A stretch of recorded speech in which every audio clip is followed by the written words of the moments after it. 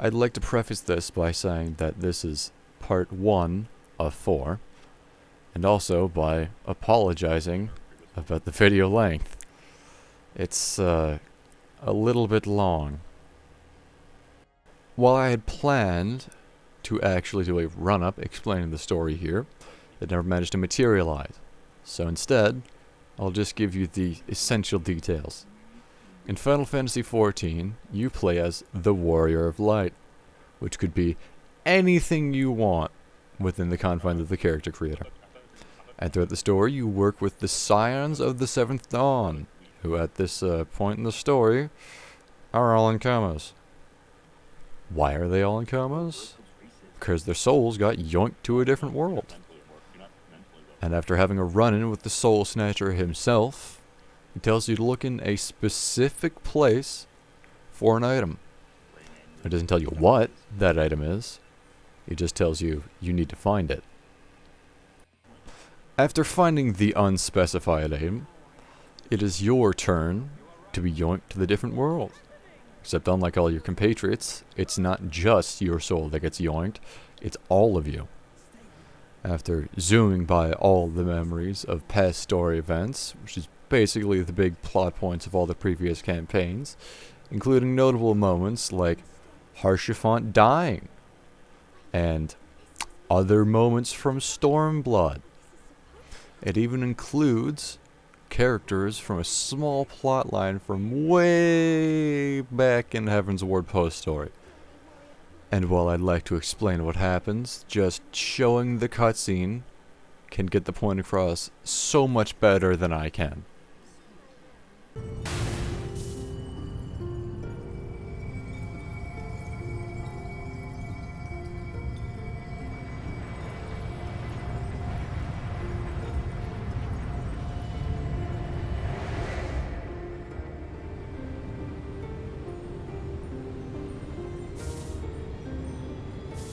Your time has not yet come.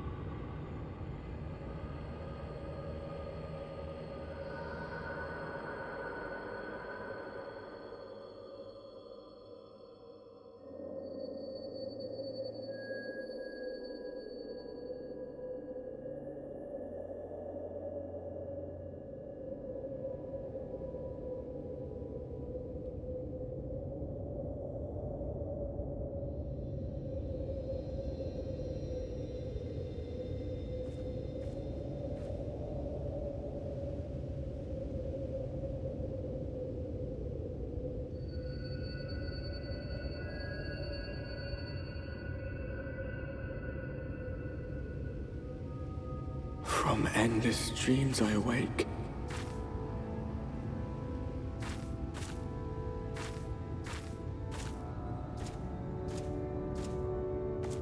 Something vague, yet urgent, calls me to action once more.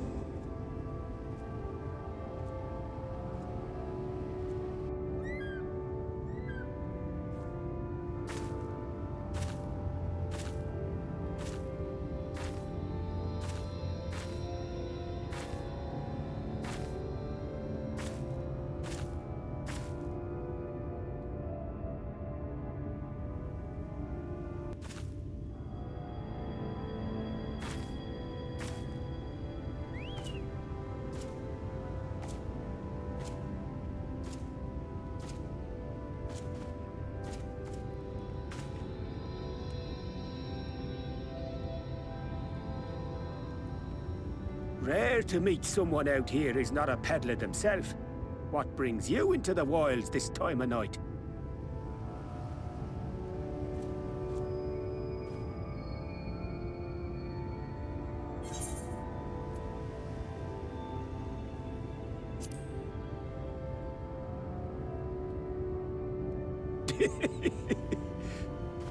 Well, if it ain't the oldest joke in the book. Me grandad, God's rest his soul, used to tell that one to the barman at kicking out time.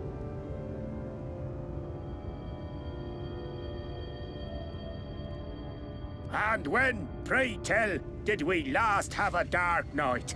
You rotten old drunk, you, he'd reply.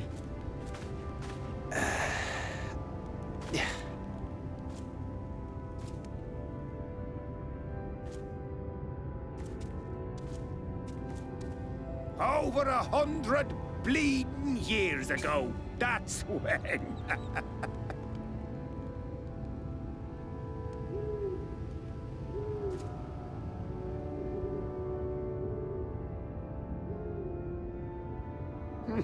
You got that look down to a T. I'd almost think you meant it. Ah, got to you, did they? Poor beggar. That explains it then.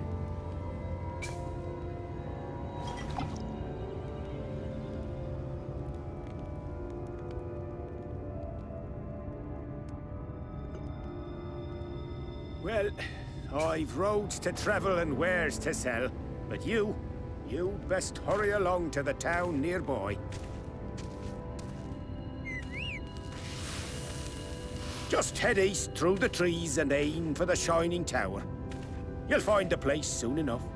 'Tis the biggest settlement for malms around. Go on now, friend. They'll take good care of you in the Crystarium.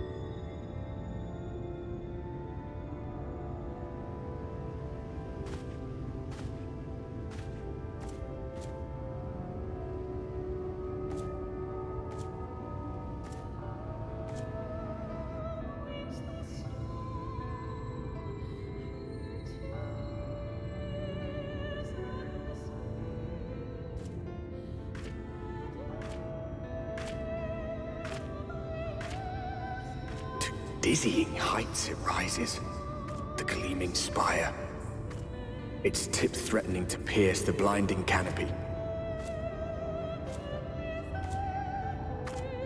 There, it will all begin anew, between dark and light, the pure and the corrupt, the one true struggle.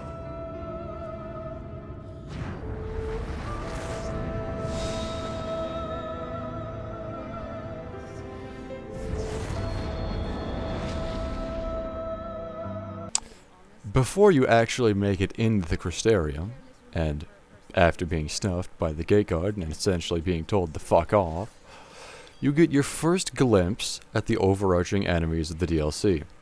Sin Eaters. Aside from looking downright bizarre, you don't really know anything about them. Just that they can and will kill you given the chance. After the Sin Eater is smited, the leader of the Crystarium, the aptly named Crystal Exarch, basically says that you are to be given free access to the city. And after you make it to the city proper, you are given the boring but necessary task of learning just what the fuck happened in this place. Our first stop is the library, which is technically called the Cabinet of Curiosity, but it's still a library, in which you learn about the Flood, an event that happened 100 years ago, in which a wave of primordial light obliterated everything except Norvrant, which is the area where the entire DLC takes place. Next stop is the place where you level your crafters that isn't Ishgard Restoration. To further elaborate on that, if you want to get your crafters from 70 to 80, you take them here. And finally, you stop at the markets, where you learn that every playable race is named differently here. Here's our humans, Ellison are elves, Lalfell are dwarves, Mikote are mistle, Rogadin are Gelgant, Aura are Draunt, that's what I play, Hrothgar are Ronzo, and Viera are V. After learning all this, you meet with the Exarch again, where he essentially gives you a place to live while doing things in Norvrant. It's also where one of the most important cutscenes are baseline story-wise, which I will be showing in its entirety.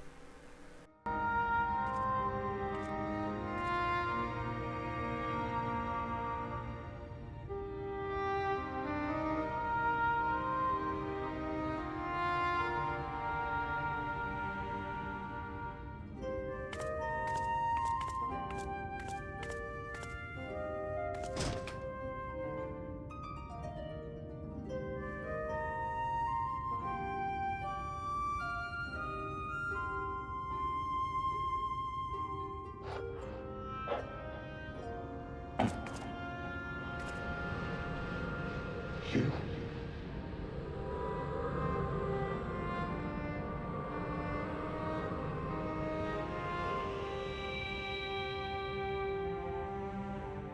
I know you. You're the warrior of light from the source.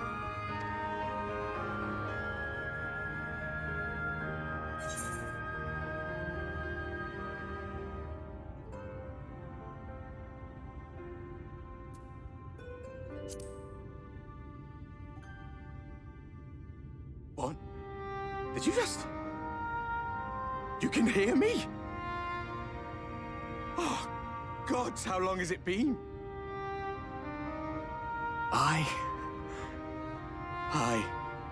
That was what I called myself in your world.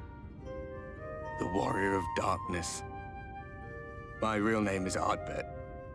I used an alias in the source, a daft one, looking back. If you recall my tale, it was my comrades and I who caused the flood.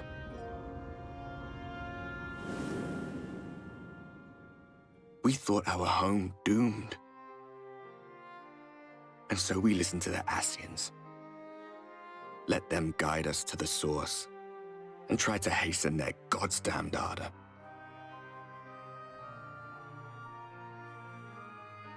I remember when we fell, defeated by you and yours. I remember our audience with Minfilia, how she listened to our pleas and returned our souls to the First.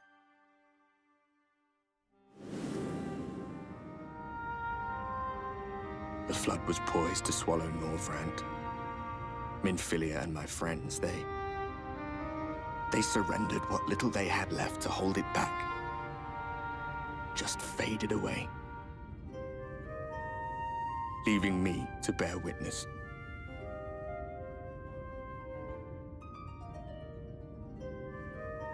Tell me, do you know the year? How much time has passed since we caused the flood?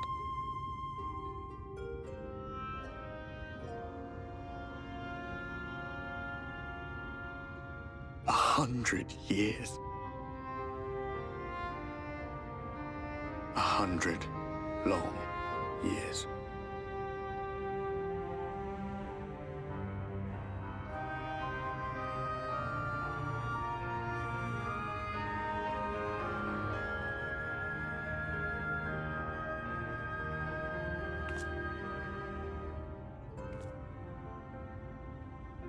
My hands find no purchase. My gestures catch no eye, and my pleas, be they whispered or screamed, reach not a single ear. I am a shade, cursed to do naught but drift.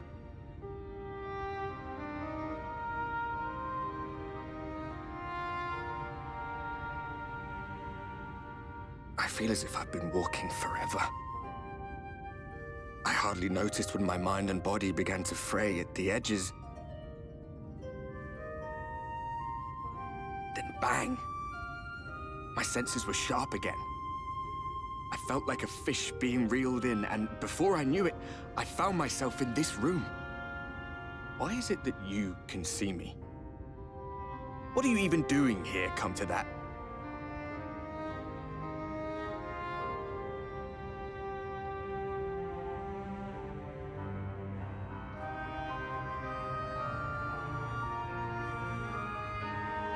You were summoned to save the first. A waste of time. This world is beyond saving, like those who try to save it. Muddled as my mind may be, I've not forgotten that. But if fate has brought me to you, the one person in this God's forsaken world who can see and hear me, then perhaps there is a reason I endured. If I can find out why I was left behind, then maybe I can bring this journey of mine to an end.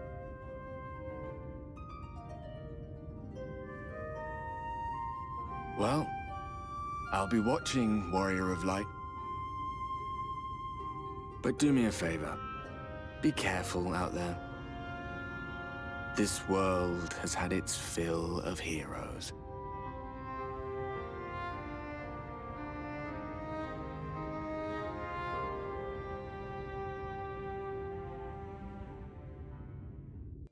After meeting with him again, he finally tells you why you're here. Although technically that is from the last time you were here, not the current time you were here. But he also shows you where all the Scions ended up. Alphino and Alze end up in Kalusia and Amarang respectively. Urianger ends up in Ilmag. Y'shtola ends up in the Raktika Greatwood. And Thancred has effectively just fucked off to go stab Sinators. After all this, you are given the choice to go to either Amarang or Kalusia first. But since I don't like sand, it's coarse, rough, irritating, and gets everywhere, we're starting in Kalusia. And, after a few interactions and several annoyed people, you finally make it to Kalusia. The whistling breeze, mute. The pounding surf, frozen. Time itself takes a breath. At light's edge, all is perfectly still. The world captured in a painting, locked in a moment. Music, faint and fleeting, drifts coastward on the lifeless air. And in the distance, beyond the broken earth, a city beckons.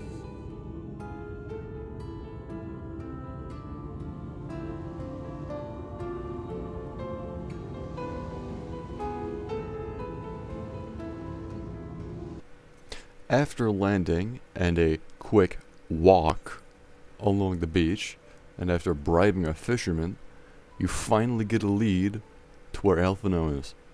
Except the lead is that you will probably find him at a tavern in a town that is conveniently just up the road. So after another walk, you arrive at the place as we're drinking, basically told, you can't pay. Just go over there and do some pest extermination for me.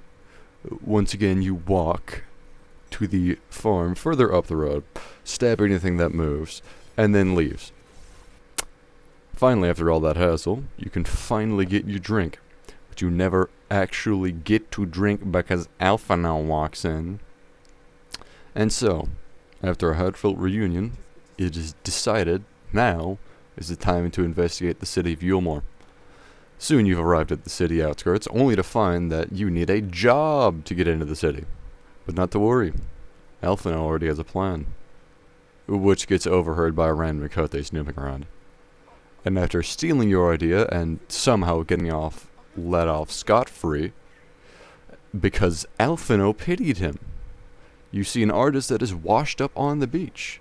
After being informed that he was an artist in Yulmore and following his untimely ejection, there is now a need for a new artist.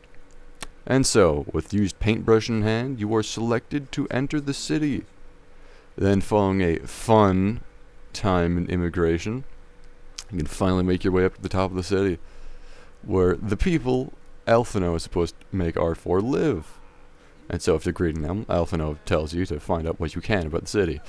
And after doing so, as soon as you make it back, it announced that for a brief period of time, the top level of Yulmore will be open to the general public. Once in the uppermost level, you see the Makote that stole your idea bleeding out on the floor. And, of course, Elfino heals his wounds and tells the big guy to fuck off, which, if not obvious, is a very bad idea if you want to stay in the city for an extended period of time. Right before leaving the city, you're stopped by the same people who were the reason you got in the first place. And after a brief but heartfelt conversation, Elfino decides it's time to leave for the Crystarium and see what the Exarch's plan is. After getting the title of Public Enemy number 1 in Yulmore, it's time to visit the Land of Sand. And after another flight, you're finally there to see where the hell Alizé has gotten off to. Journeyed here long ago. I spoke with a sun-weathered elder. He told me Armoreng meant majestic land in the language of his people.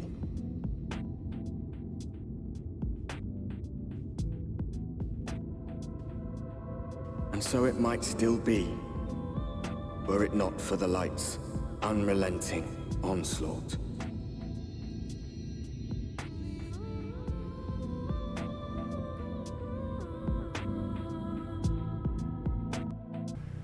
After arriving, you're given the fun and entertaining task of helping the traders you flew in with. After a few menial tasks, that's done. And after some more wacky hijinks, you finally meet someone who works where Alizé's been helping out. Being that they have a shipment of goods for the inn, it's your job to protect them and make sure they make it there safely. So after stabbing the local wildlife, you finally make it to the inn at Journey's Head. After arriving, you're told that Alizé is out on patrol, and you can probably find her if you look around. So after another look, and stabbing more wildlife, you finally find her, unsurprisingly, stabbing Sin Eaters. For the most part, living things are composed of ether of various different aspects. But when exposed to such a flood, their etheric harmony is shattered, and their natural form breaks down.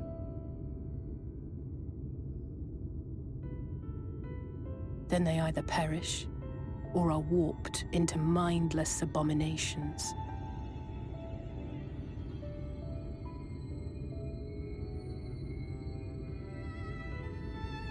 Yes, that's how the Sin Eaters came to be. They were once living creatures, or people, that were caught in the past.